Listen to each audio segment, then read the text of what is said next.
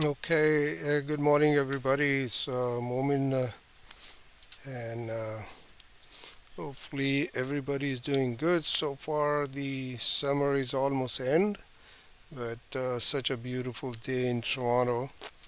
And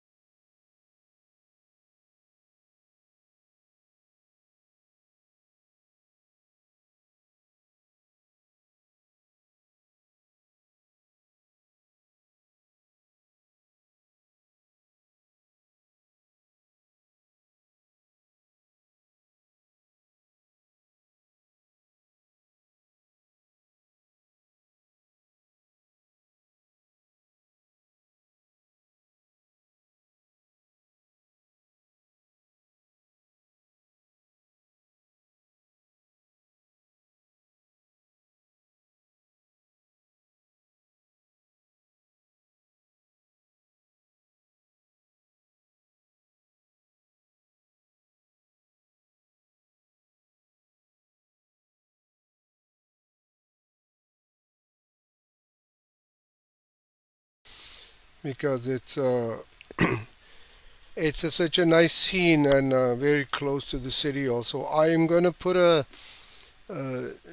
video about the Lake Wilcox Park and the lake, maybe in a week or so. Then you can understand what exactly I'm talking about. Anyway, let's start the class. Actually, we only have 1 hour, and I'm not sure how many people signed up already. I don't see anyone. Maybe my chat it turned off or something. But let's start without wasting more time. Here's the water. I have the water in my. Today I have water here, and I have the water here. This is the old water I use. I don't wash it too often, so what I do, I keep this for, let's say, let me just grab some water and I will put on the paper. So it still has a nice gray color, right? So if you just, it depends on you, right? What do you want to do? If you I Usually people throw it out, paper, that type of water, and they think it's not good, but it's actually, you could use it. You can use this as a nice gray color, which is a mix of every color. You cleaning up your brushes, and it give you a nice gray. You don't need to pick up a Payne's gray or a lamp black, or you don't need to mix burnt sienna, or with the cobalt blue, or the ultramarine blue, or French ultramarine blue. Mixing colors is kind of a little challenge also. So anyway, I don't want to stress too much, just to let you know. Okay, so this is the basically, let me show you the closer look if I can here. There you go. So this is the impression I made with this color, and it's such a beautiful color, right? Mixture of everything, all these red, blue, and yellow colors mixture. Anyway, let's get started. Before, let's clean my brush. Okay, so blending colors, basically what happened, I have this nice uh, calligraphy brush today I'm using. It's been with me for a long time. I don't use too much, but a very nice and soft brush, right? I'm gonna use this gold brush today in a demo. It's a nice brush, as you can see. I think it's a round number 8 brush, but it says something else on the brush. But this is 8 or 10 round brush. And let me introduce quickly. I don't want to go too deep into this because I explain almost every week. So That's a liner brush I use for marking a nice lines. There you go. So you can do this with this, or I use this dagger brush. Basically, the dagger brush is very versatile, and I use it all the time. I have, let me grab some more. Actually, I show you all the time, but just one more time, I have these two more. I order from Rosemary and Co. The address is there, and let me just grab the right there. It's a sable blend, 3 by 4 inch Rosemary and Co. And this one is, I think, it's a half inch or something. It's all gone because I use it all the time. Anyway, let's put these on the side. Okay, so let's start the blending the colors, right? So see that I put a gray color on my paper, which is the mix of everything. So I put a little bit burnt sienna in it because it's still wet, right? So I put a little bit burnt sienna and let the burnt sienna mix. If you need to mix more, and what I can do, I can go lift my paper a little bit. Let me just change the view so you guys know what I am doing. So here, see, I lift the paper, and the color runs.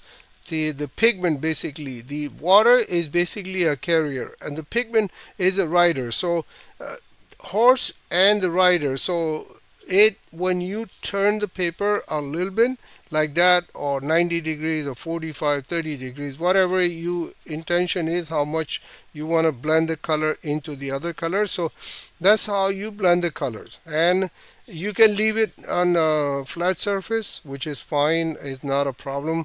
And if you don't want to go too far into the other color, you can blend like this also. So let me grab some more color.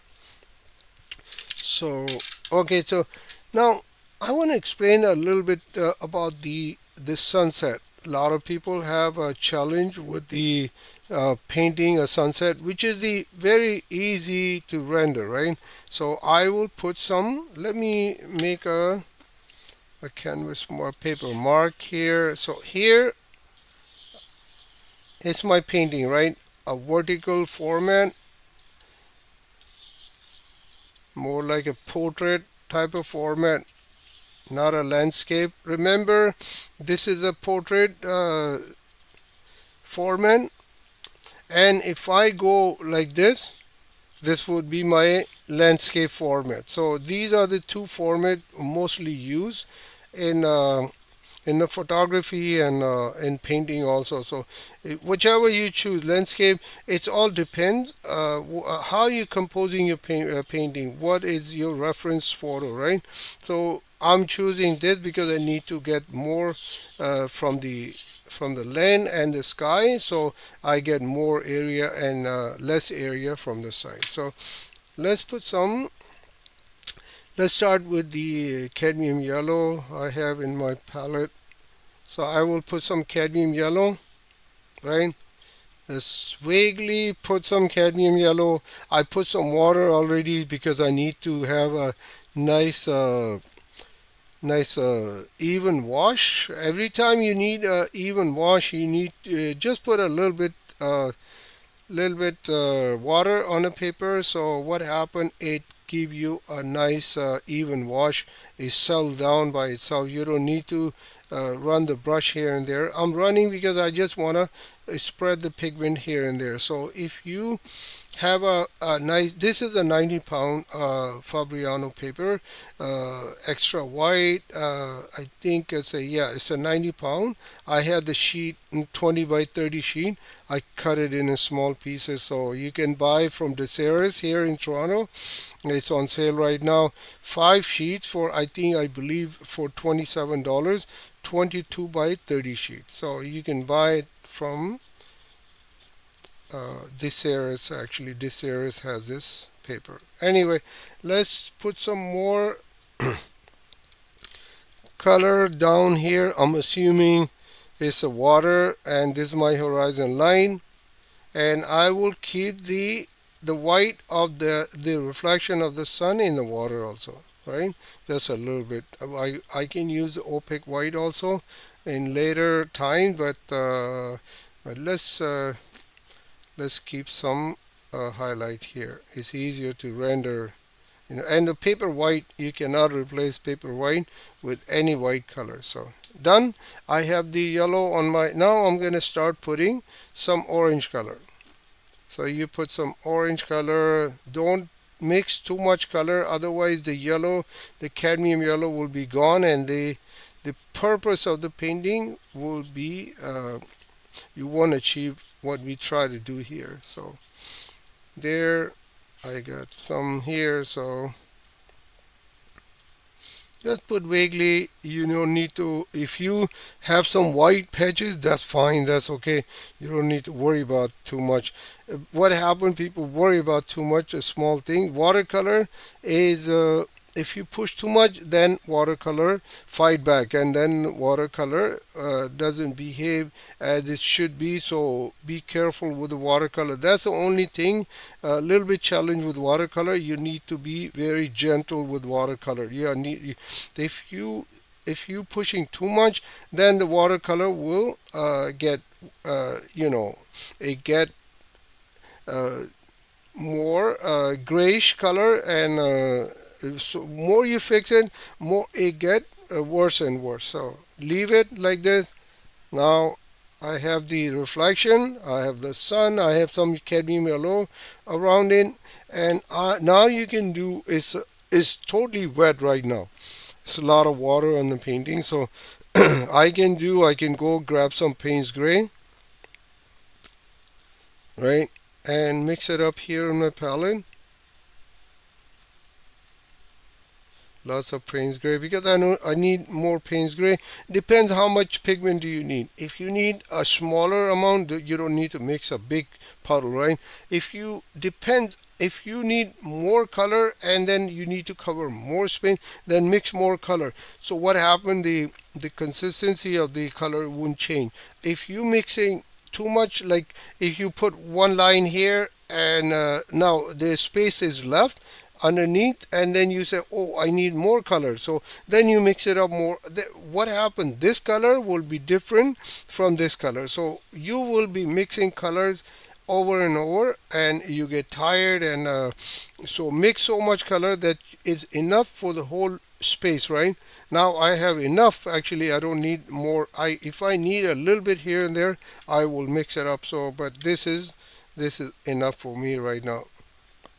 So what I will do now, I will put some here, a little bit clouds, dark clouds on the horizon. Now I will mix more. Actually, there's a lot of water on my paper, so it's just fine. I'm not worry too much.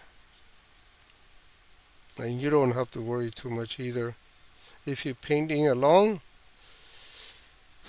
give a little bit time to your painting. If you are panicking and you are thinking, oh, this is too much and too small, and you try to fix it, then what happened?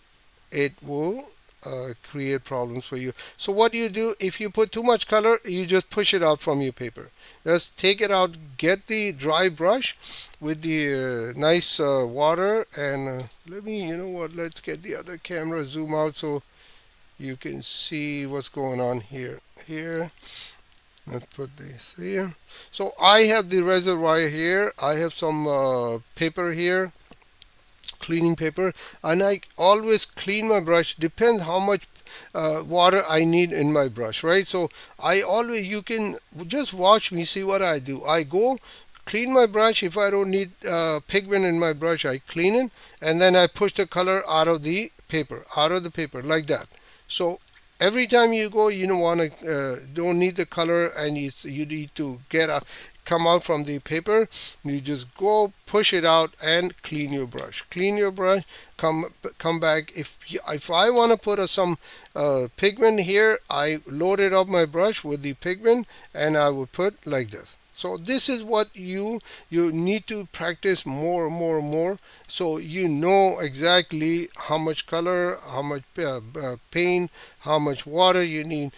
This is all comes with the practice. More practice you do, more you get better, and you will know how much color you need, how much pigment you need, and how much water you need on your brush. So yeah. So here I put a little bit. Now what I will do, since we have short time, so I will grab my hair dryer. Let's plug this in. It's not plugged. Okay. Let's dry this painting. I will dry this up a little bit, not too much.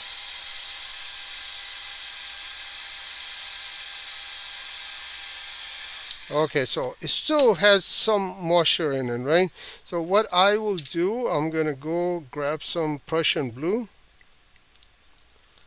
mix it up with my gray mix, right? And I will start putting on the sky because I left so much color, right? So I need to get some color here. Let's get some more Prussian Blue, more Payne's Gray, get some darker blue color, and I will put on the top of this painting.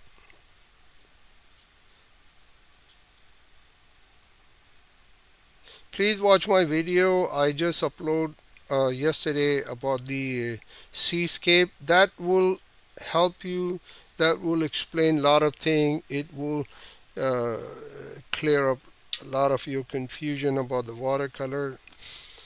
All right. So let's get some Payne's Gray. Not too much. Little bit water in it. Let's get rid of this. And always, if you have too much black color, just mix with any color like a Payne's Gray or something. Tone it down, with get a little bit brown color. See, still the paper is still wet. So soon as I put a layer here, and you get a little bit not dry enough. So I'm gonna use the hair dryer now again.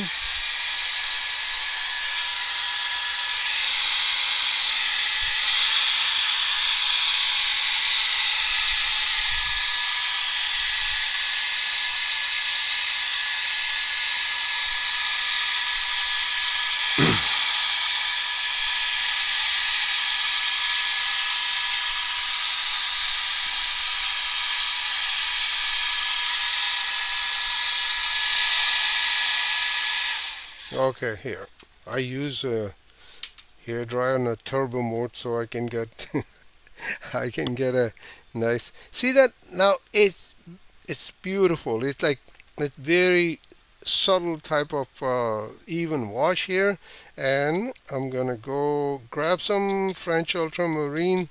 Let's mix more grayish brown color. Let's put some more French Ultramarine you put in burnt sienna or Payne's Gray, then it give you a nice like a brown, dark brown color. I mean, sorry, dark blue gray color. So here is beautifully dried that surface, and I have now this is the time you enjoy your painting. The first wash is done, right? See, I have a problem here. When I using the dryer, it just stay all that color pushed up and it stay there. So what I did actually, I just wet my brush a little bit and I will bring it down all that, or maybe I'll just cut it, because it's at the edge, so you don't need to worry about that. Now I will put some structure here, some trees, maybe some houses.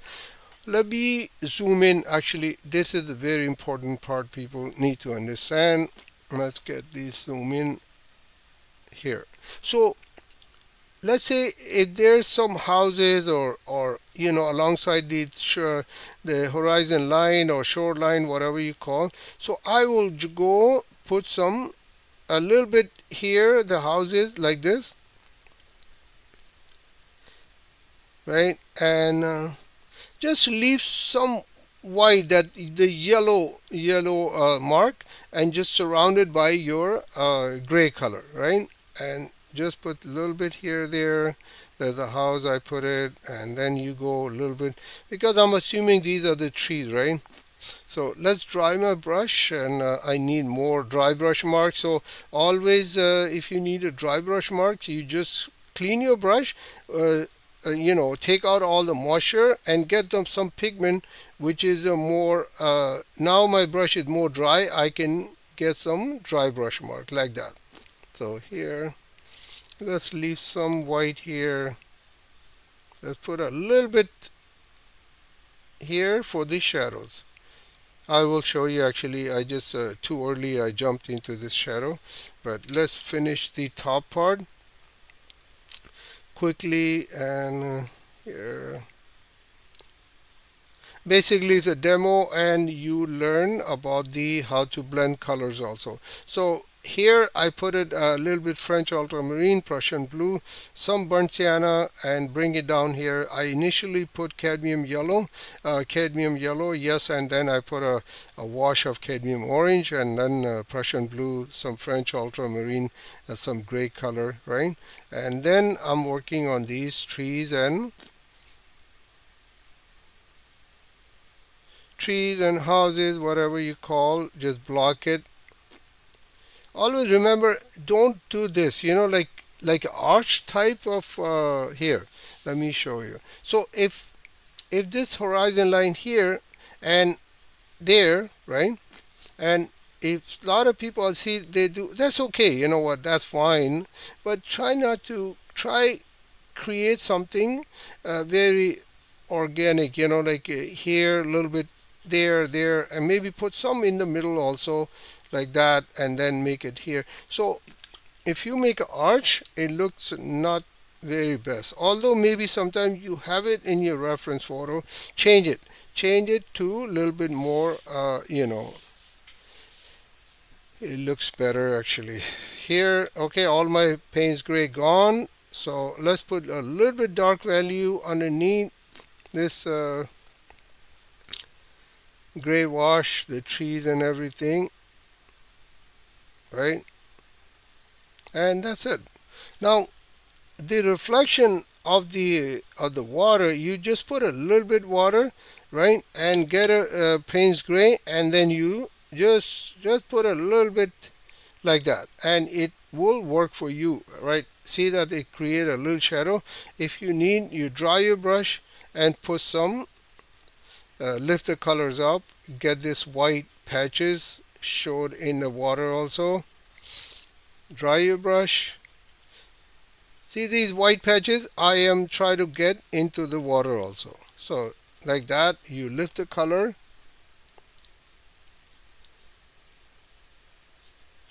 Don't worry, this is I'm using too much of this paper, and it's a 90-pound paper, so it will create some problems. It just basically I'm damaging the paper here. When you dry, you can wipe it off. These the debris coming out from the water. I mean the paper here. Let's get some here also. Let's lift some colors here and bring it down at the same time. Now I have a little bit gray color. What I will do, I will drag my brush, making a dry brush marks, so create some ripples in the water. At same time, I'm working on this reflection, right? So you go create some reflection here like that.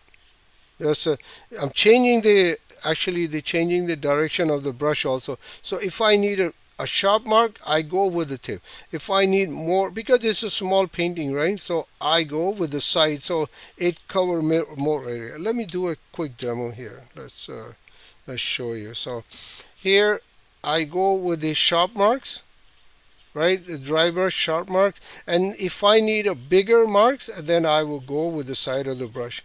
That's how you work with this brush, and it works really good if you can get used to it. So, oh, sorry, here. So, let me do it again quickly. Sharp marks with the, let's get some, French ultramarine, mix it up with my grays. I need my grays anyway, so let's mix it up.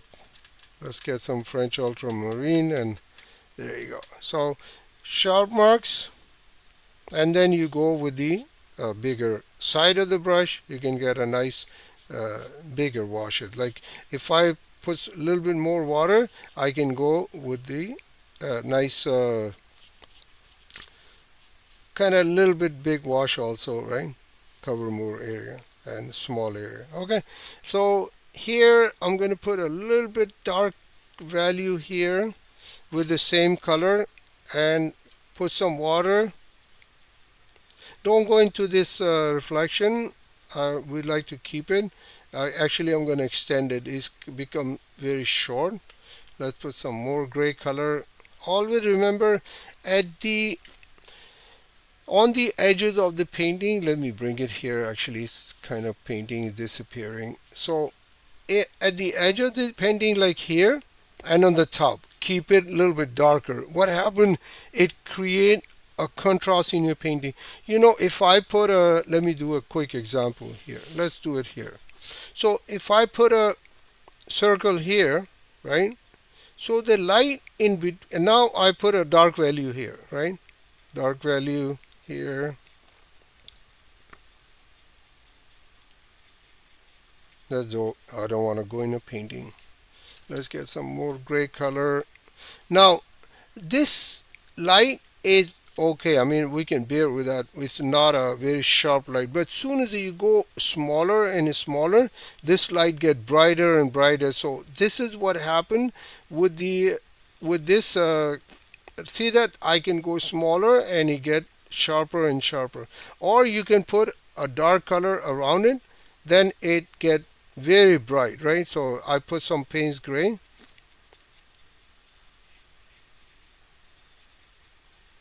Like this.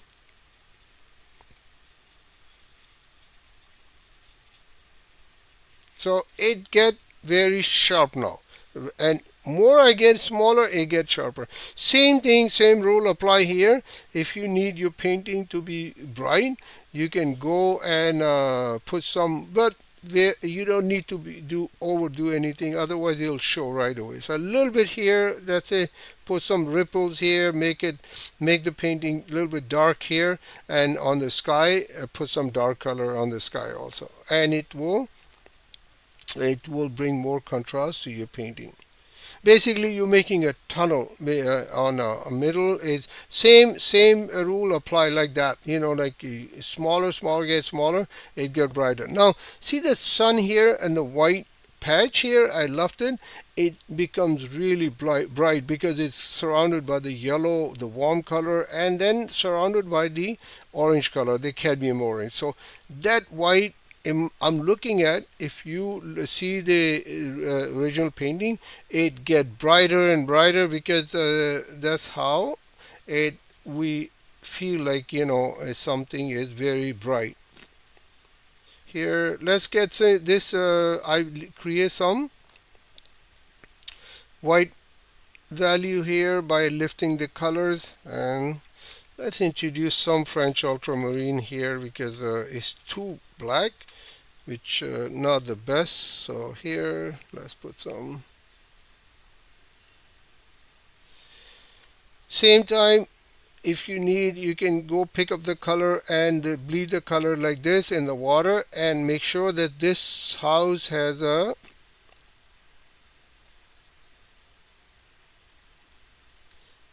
the reflection. Don't block this reflection because we created, and I need to keep this reflection a little bit on the point of this brush. I'm making a small ripples because they're far. Actually I did too much, but it's okay.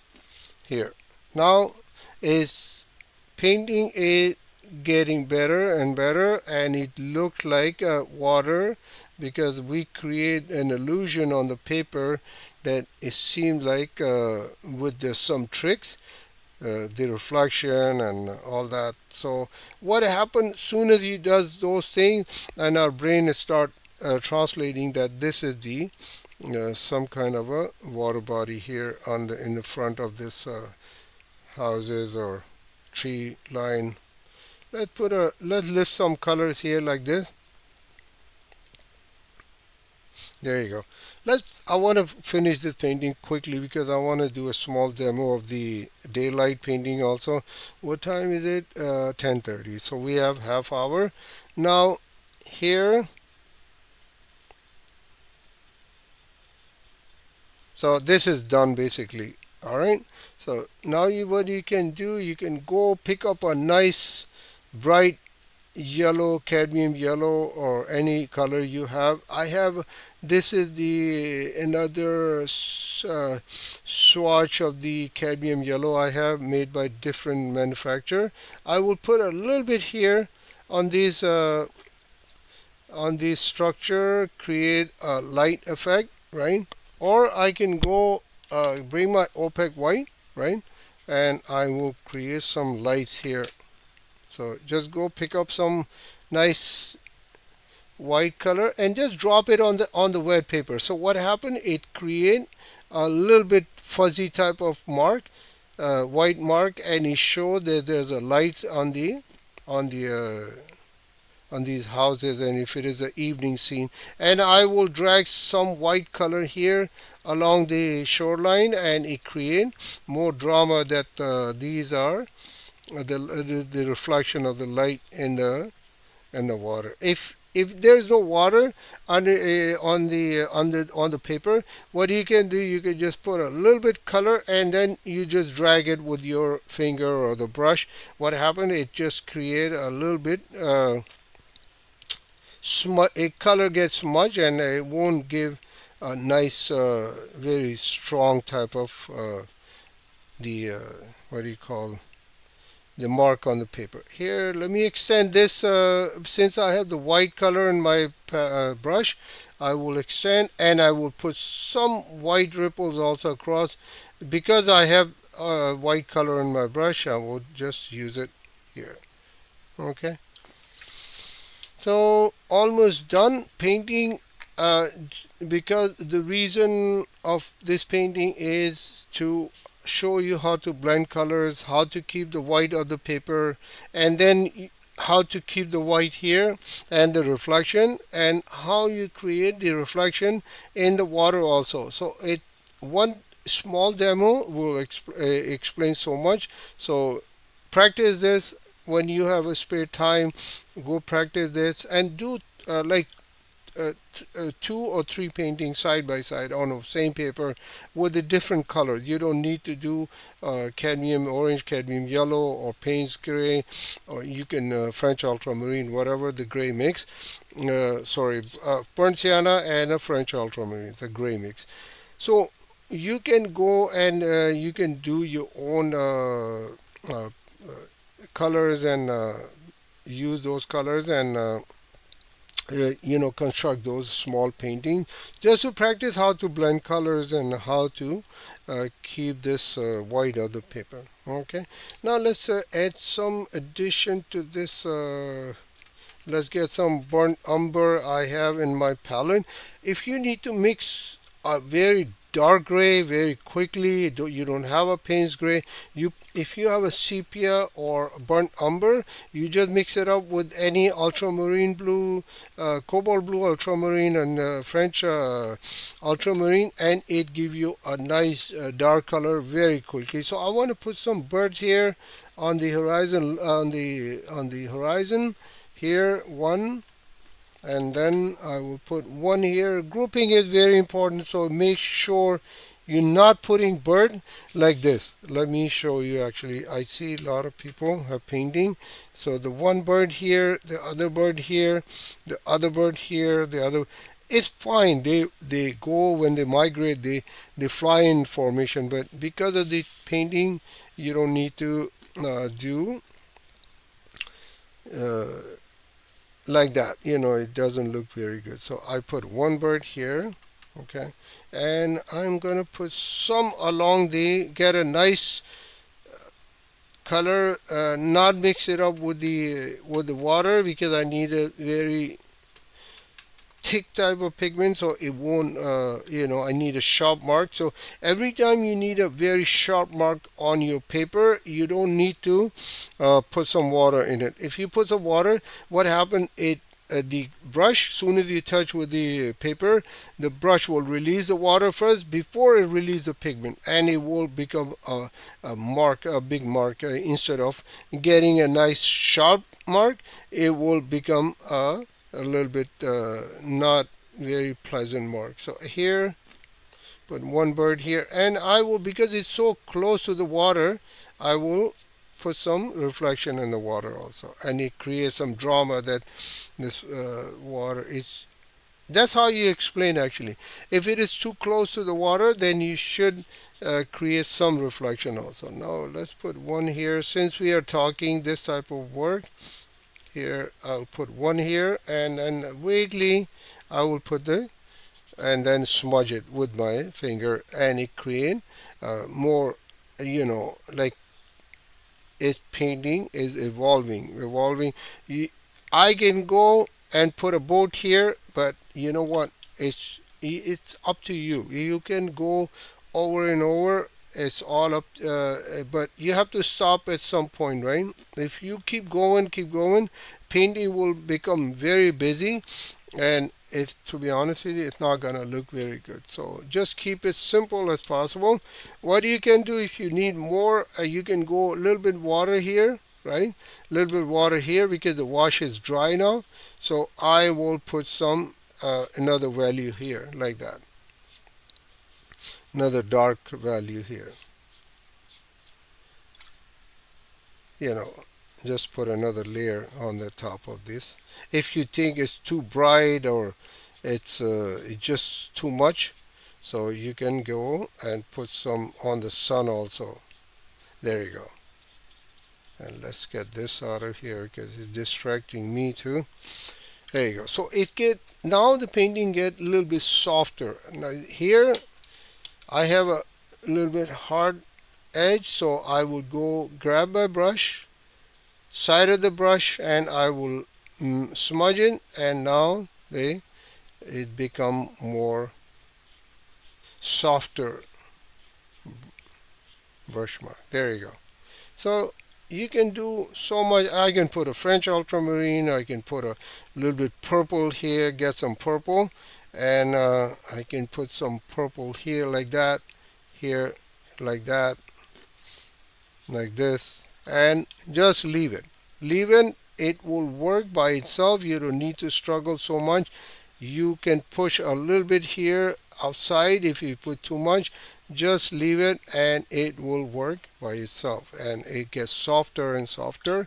There you go. So that's how you create a smaller painting and learn how to blend colors. Okay, so let's turn the page around. I'm gonna go do a small demo. I will sketch this. Since we have a time, we have 20 minutes, so I will choose this side of the paper. I will put mark here, right, horizon line, right.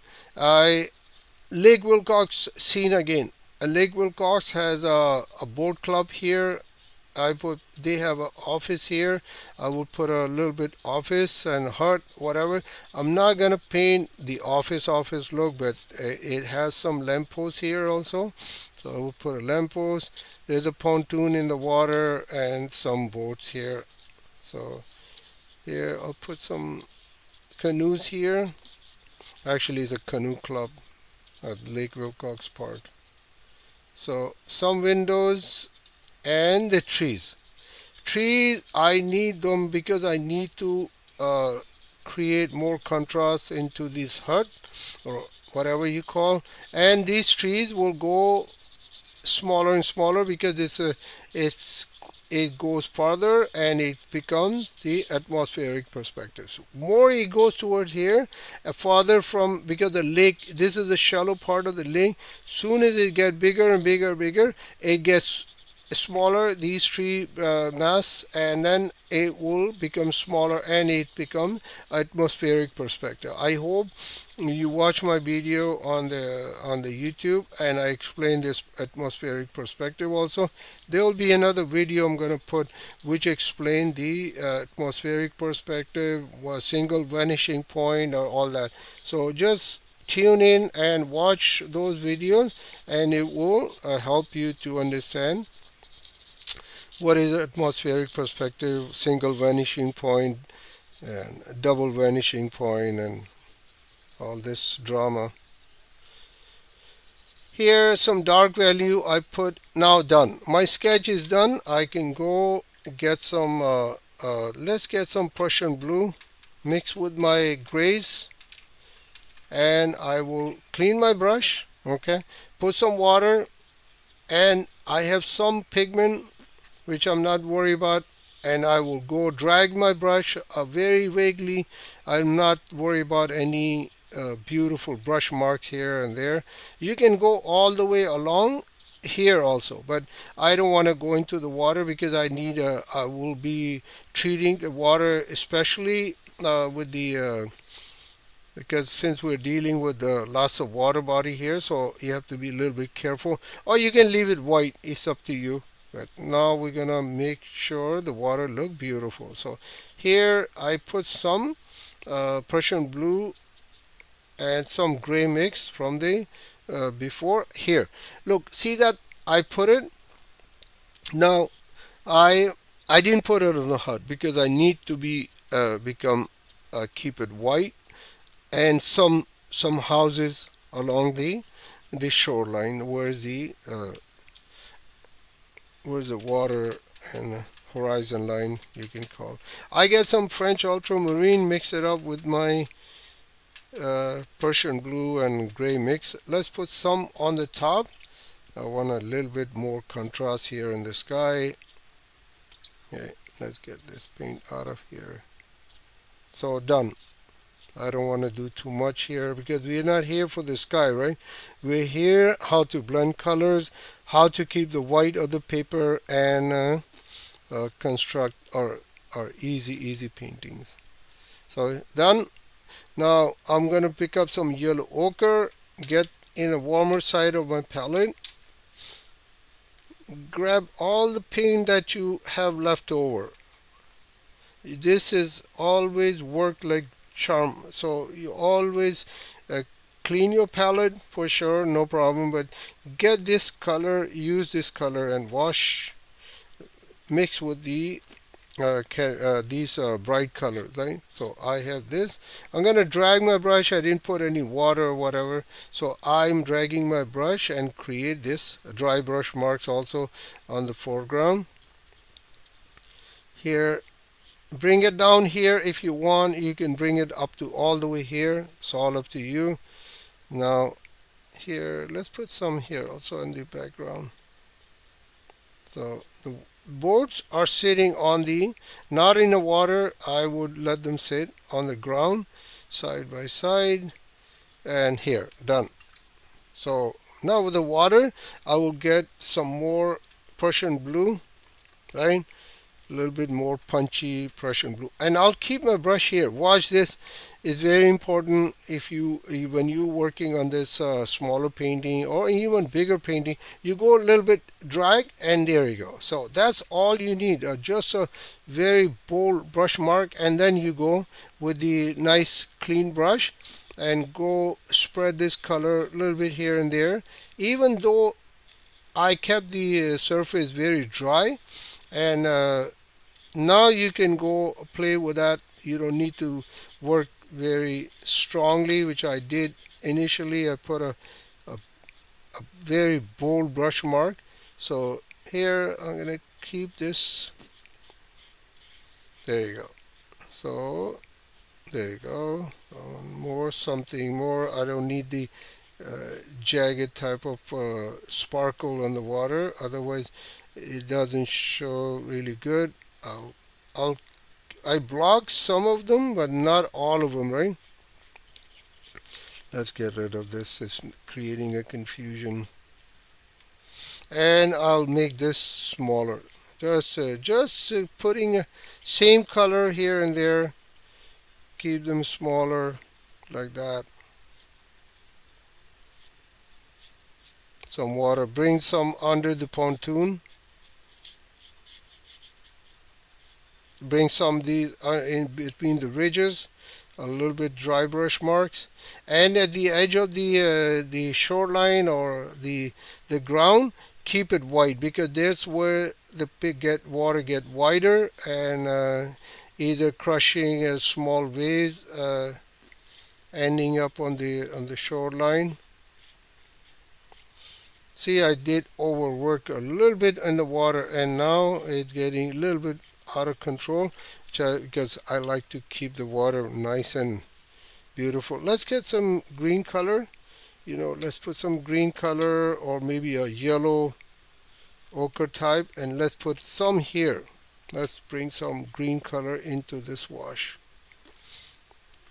because once the water gets closer to the ground, it has a tendency it get change the color, and most likely it get greener because it's shallow, and the bottom of the sand or whatever, it create blend the color in and change the color of the water. So here I'm done. Now I will go get some purple color out of my palette. Or better yet, you know what? Let's use the cadmium red, and I will this turn into my nice purple color. I don't need to grab a purple color from the palette, and I will get some Prussian blue, make it more dark type of purple color, and just leave it there. I will go a little bit on the side of this heart, right, a little bit here, and I'm assuming the light is coming from this side. So the light is, just imagine the light is coming from behind us, like it's going in a painting. So it will bring the shadow up to, let's say if I put a shadow here under the bone, it will be shadow going on the back. So that's how the shadow are on this painting. The pontoon, I will construct the pontoon a little bit quickly, and now I will grab some green color and mix with my yellow ochre. Let's put some more yellow ochre, make this color more a little bit dirty, and start putting these trees and all this foliage in the background. I keep this heart unpainted, make sure it's unpainted. Let's bring these trees here. Leave those white marks because we need this for the houses and all that. I purposely left it when I was doing sketching. So here, let's get some gray mix, put in a green color, and it will become a dirty type of green color. And as soon as it gets farther and farther, it gets a little bit grayish too, right here. Put some water. If you think it's too harsh, you can just lift it up, lift it up like that, like this. And the underneath the trees and all that, I will start putting a dark value because that's where the light is less exposed to the light. Put some dark value against this white structure, the houses or whatever, and create more depth into your painting. Let's put some burnt sienna here. I don't need to get a, and let's get some French ultramarine, get it dark here because this is mostly the light is less exposed to the light, so this area has to be darker. Now let's get mix this. It's in my brush, so let's put it on a palette here. Let's put some dark value because it's exposed to the light on the one side, the trees, and the other side, wherever is less exposed, it will create a dark value. So like that, you don't need to be very precise. Just put it vaguely and create a depth into these trees. House here, the white color, I will construct the house with this. Let's get this house roof or something, and I will lift the color. So what happened? It create a nice, beautiful house here. They have a beautiful houses on this lake at the edge of the lake. So here, lift some colors, create some white patch, and let's go. Keep going. Smudge it a little bit, and let the green wash get into the water. It create a little shadow, and it helps you to minimize the hard edge here, and it will work both ways, and it will help you also. So let's get some more dark value here. Not too dark, otherwise it'll show right away. So here. Okay, done. So I'm pretty much done with the first wash, the sky. I put a Prussian blue, some French ultramarine, a warm blue, mix it up, and then I put some yellow ochre, mix it up with my previous cadmium orange or burnt sienna mix, tone it down because the yellow ochre is very sharp color, it shows right away. And then I put some green, mix it up with the some yellow ochre, make it tone it down again because the cadmium yellow and the yellows are kind of a little bit very sharp. You don't want to see on your painting.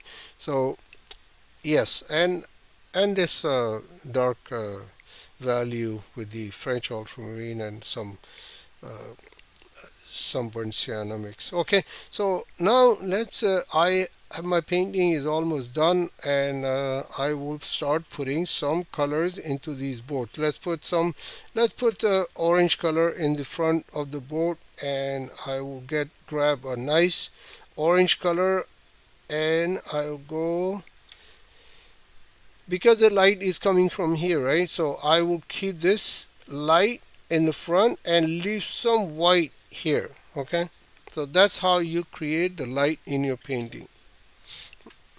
Now it is spill here also, so what I will do, I'll just go grab it, and just push it outside the canvas. That's it.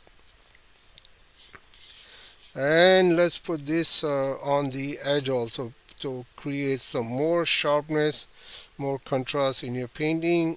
Don't just block these white patches because you need those white patches. I'll show you quickly how can you use these white patches. So done. There's too much, you think you put too much color, just lift it up quickly and it will be gone out of the paper. So there, and now let's do this some burnt sienna. I'll put it on the rooftop, and I'll keep the hut white. Actually, I don't want to go color, otherwise it will be too much color. Now a little bit cadmium red. Again, I explained earlier in the video, I use a very light purple color for the shadows especially on the white surface. So here is a white surface. I will create some shadow here at the edge of this roof, and I will just bring some here, like that's created by the windows or whatever, and a little bit dark value into the cavity of the board. Just bring it more depth to this boards, and let's put some dark value here so it create a nice dark color, dark light, right? Let's get the little bit more burnt sepia and create these windows. I want to keep them more visible. There's a jewelry work here in the painting now, so you have to be a little bit careful at this stage. You don't want to be rushed or whatever. Let's get some more Payne's gray, put in the palette. See, every time I need a paint which is don't need the water, I get it straight, put in my palette, and don't mix it up with with any other color, any water or whatever. So what happened? It give me a nice, very pasty type of color. So pontoon. That's a dark value here. The ropes, I will put some ropes, although it harnessed somewhere else. But because of the painting, right, you need to create more drama, more. It looks better, right? So let's go closer look with my other camera, and I'm not sure if I can show you guys what's happening here with the other camera. So right here, this is the other camera. Let's get some more color underneath that bone. I need this board to be more visible, so I create more contrast. It doesn't look very good. Here, this is fine. And let's zoom it in so you guys can see more clearly what I'm painting. Okay, so here, let's put some dark value here at the edge. Keep the water and this tree line separate. Now I will grab some ultramarine, French ultramarine, and put some just the windows a little bit. You don't need to do very precise, just a little bit here, there, here. Some houses are peeking from behind the trees, and some are there. So let's put it here. A little bit dark value beside them, so it shows more. It creates more depth here. So now I will go grab some burnt sienna and mix some grays, and this is the dark portion. The white I left it, so I will use it. This white for my anything on the uneven surface, shows the surface is uneven. There's some stones or something is sitting on the beach, and smudge it a little bit. And the waves are crushing, so I will put a little bit dark value under the waves, and it create that the small waves are ending up on the shoreline here, like that. Just put a little bit value and it will show right away. So here, if you don't need to do, that's fine, because it's a very small, not very rough water, so you can leave this alone. Just leave these white marks, because these white marks shows these are the water ending up on the shoreline here. Okay, see, other board, I will put a little bit green color on the other board, although, you know what, I have the green color too much in a painting already, so I will just use a little bit purple color, so it will help this board also. Let's put a little bit purple color here, and dry my brush, create some shadow with the burnt umber. Make this space a little bit darker because it's less exposed to the light. And here, let's put some dark value here, so it shows that these boats are more visible, right? Let's get some here. This pontoon shadow. Make this water a little bit more darker, so this pontoon will be more visible, although it's a very small painting and you don't need to stress so much about those small things. A little bit more harsh shadow at the edge of this roof and the windows, and again I put a little bit dark value here, a little bit dark value here at the edge of this boat and the other boat shadow. This board casting, the cavity of this board casting shadow because the light is coming from here. There you go. So almost painting is done. Now again, famous birds and all these things, you can go, and I spilled some water, it's okay. And you can create those, again, very sharp marks. Get a very less water, very more pigment. If you need to get a black type of marks, then you go put a little bit like that, right? One here, one there, and maybe one here. That's it. Not too much. And that's it. It's done. Painting is done. I have 1 minute. We can put a figure here. Basically, you can go and let's put a figure here, maybe here. Let's put figure here.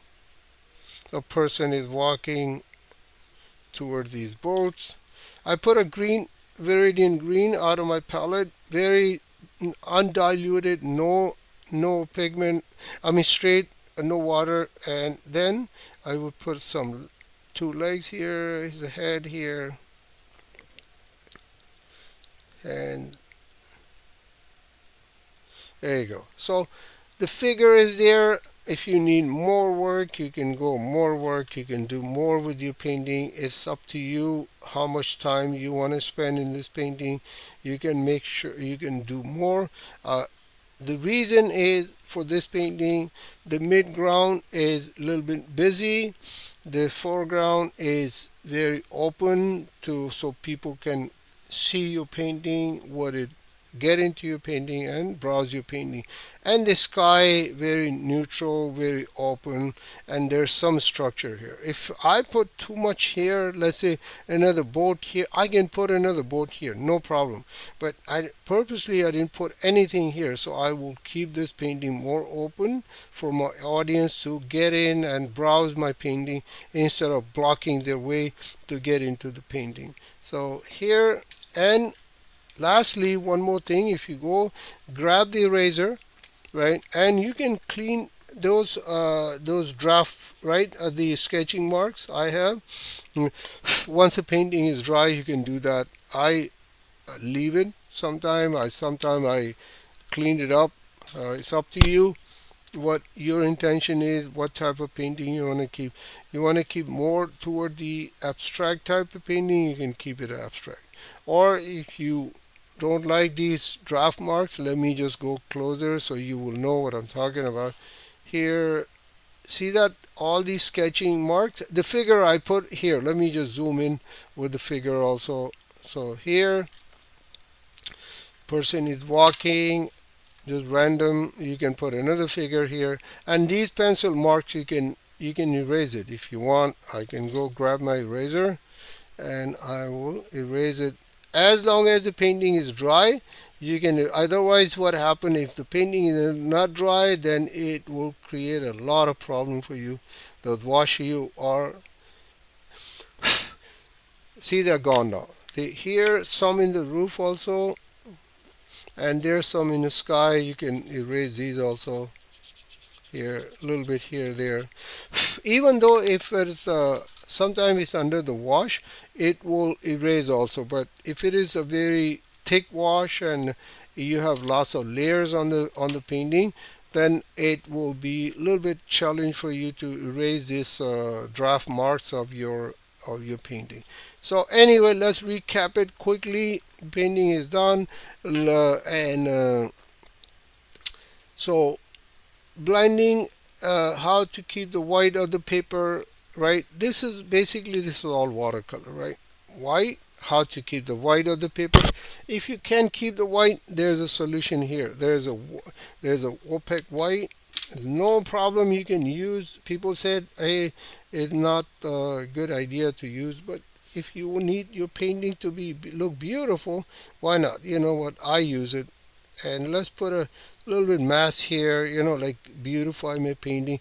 I don't like this bird, I can delete it, with the white. This is too dark, I can put a little bit dark, a little bit white, and tone it down a little bit here.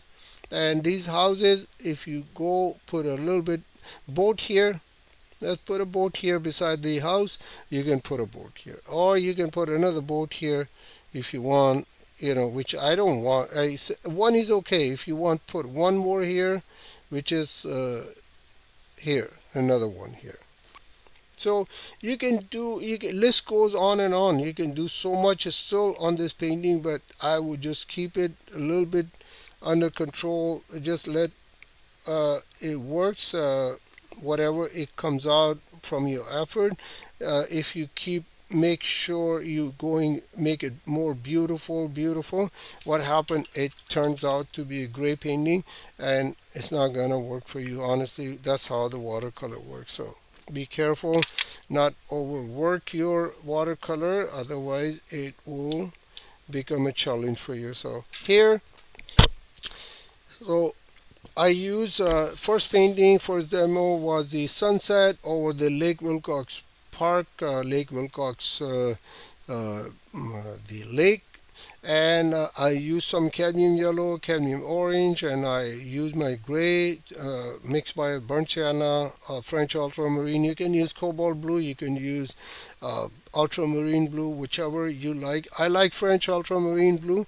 It's very transparent and very, it doesn't mix green with yellow ochre or yellow colors because it's more has a red in it. It has a red shade. It's a warmer blue. I will explain next week actually what is these warm blues and cold blues or whatever, right? These I don't want to make it too complicated. Anyway, white, I love the white for the sun. Then I put a cadmium yellow wash all the way on the paper. Then I put some cadmium orange.